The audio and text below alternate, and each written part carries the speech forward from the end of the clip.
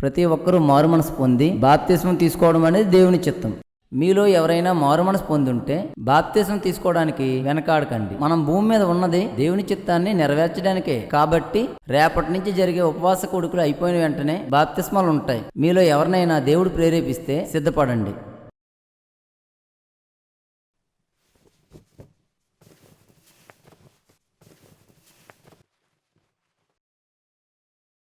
అమ్మా, మీటింగ్స్ అయ్యాక నేను కూడా బాప్తిస్మం తీసుకుంటానమ్మా. ఇప్పుడు ఇద్దరు చాలాసార్లు చెప్పాను కదా, మ్యారేజ్ తీసుకుంది కానిలే. పెళ్లికి బాప్తిస్మానికి అసలు సంబంధం ఏంటమ్మా?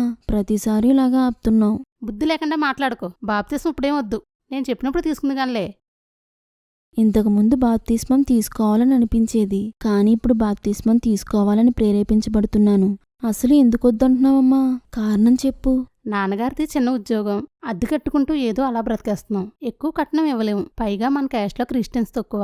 నీ క్రిస్టియన్ మ్యారేజ్ చేయగలదునో లేదో నాకు తెలీదు. అంటే నాకు హిందూ మ్యారేజ్ చేస్తావా? క్రిస్టియన్స్ ఏమీ జాలిపడి తక్కువ కట్నాలు ఏమీ అడుగుతూ లేదు. నాకు క్రిస్టియన్ మ్యారేజ్ చేయాలనే ఉంది, కుదరాలి కదా. అదేంటమ్మా అలా మాట్లాడుతున్నావు? దేవుడు నాకు పెళ్లి చేయలేడనుకుంటున్నావా? హిందూ మ్యారేజ్ చేస్తే నేను ఎలా భక్తి చేయగలనమ్మా? నా బాధ భయం నీకు అర్థం కాదు. ఇక చాలు.